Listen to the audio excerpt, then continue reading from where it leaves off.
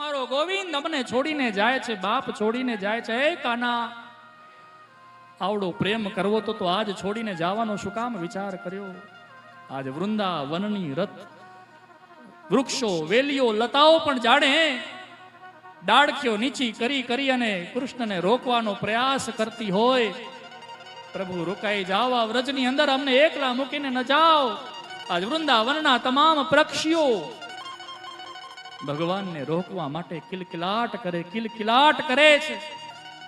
ભગવાનનો રથ તો ધીમે ધીમે નંદ ભવનથી આગળ વધ્યો છે ને પરમાત્મા અંદર બેસીને જાય છે.